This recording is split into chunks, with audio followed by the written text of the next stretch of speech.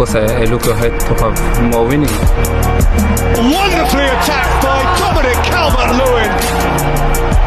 It went just how we would have wanted it to go. Not only the result, but the performance that we put in as a team and what we kind of been working on through pre-season. It was nice for that to come off in the game and get the result. James, obviously a player you know well. I know you spoke a few months ago about not necessarily wanting just to bring big stars here, but he's a star. He's a star for the people outside. Inside, he's a fantastic player, fantastic guy, humble. He has a good character. He has ambition. He's motivated. He's played at the highest level, so someone of his stature coming into the club, it's exciting for me. When good player meet each other, it's very simple to play with them. Alan, James, it's very easy for me to adapt.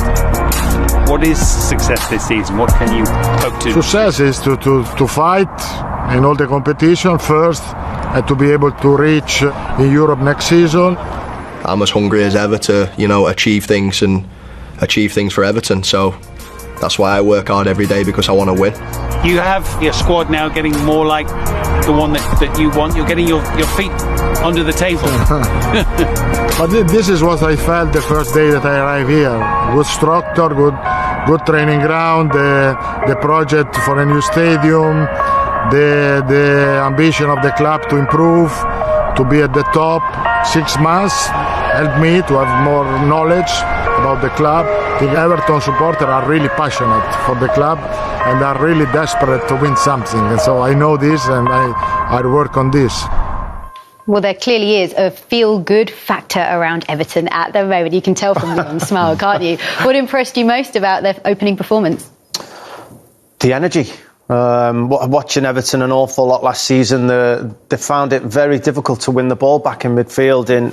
In Gomez and Tom Davies as a two-man midfield, they were passed around. They couldn't recover the ball. They couldn't get about the field the way the Premier League's gone at the moment. It's so dynamic, the central midfield positions of the Premier League. So to bring in Allen and Doucouré, especially, who's got so much energy, I just felt that Everton really competed in that midfield, and it gave Andre Gomez a lift as well to be able to cover the ground better. And I think Everton dominated that position of the field. There was a great blend in that midfield area, wasn't it? You've got players now who know their jobs. Alan just wants to defend in front of the back too. He wants to win that ball back and he wants to give it to the players in front of him who can play. You see him here, like, he's just tenacious. Can't win that one. Well, I'll win that one from the front. Goes and wins the ball and gives it to someone who can play. That is what he does. Gomez, all of a sudden, last season I thought he was very stodgy. I thought he was a poor player in there. Not a poor player, but I don't think the rest of them complimented him. But there they've got a lovely blend. You've got Doucouré, who wants to get box to box. But this boy Allen, for me, is what they've been missing for a very long time. And if you ask the two centre-backs there at the moment, like Mina and Keane, who is their favourite signing? They won't be James Rodriguez. It won't be Doucouré. It'll be Allen, because he is making them look better, because he puts in such a tireless performance in front of them. Well, that's the thing. Keane and Mina looked shaky for parts last season. They were getting dragged out of position.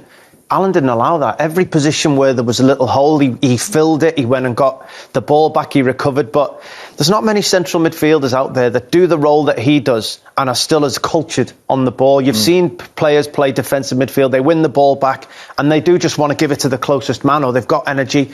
He likes to play on the ball. He's Brazilian. He's used to being in under pressure in tight areas. So I was very impressed. And does it help that he knows Richarlison well as well? I mean, he knows him from the Copa America where they won it together in 2019. There's that familiarity between players. Definitely. There's the relationship there. He knows James from previous encounters. There's Yerry Mina, who's also South American. And I'm led to believe they don't speak an awful lot of English at the moment, but football's universal. If you're playing, it's the universal language. If you're playing at the top quality that they are, then you understand each other's ability quite easily. Also, what helps them settle, the Brazilian boys, they've got a couple across the river there as well.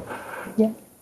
Go to Liverpool, you've got a couple of Brazilian players there. It helps them settle. You're not going to see them day in, day out at the training ground, but you can socialise with them, which helps. I hope they don't. I hope they don't. It helps them Everton guys realise what it takes to win. I'll leave you two to carry on that discussion as we take a very quick break. But stay with us, because after the break, we talk about another new player we're excited to watch in the Premier League, Man United's Donny van de Beek. We also discuss Arsenal and their captain, who finally signed on the dotted line. भलाई इसी में है कि तुम सारे hostages को छोड़ दो। चारों तरफ पुलिस यहाँ अंदर तुम्हारी बीवी की बिगड़ती तबीयत, एक CM as your hostage, no way out, in short you are screwed. तुम जानते नहीं तुमने किन लोगों से पंगा लिया है।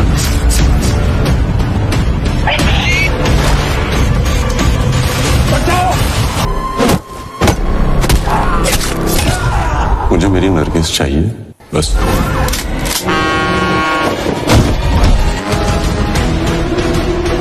बहुत खतरनाक लोग हैं। मुझे वापस घर आना है समीर। नरगिस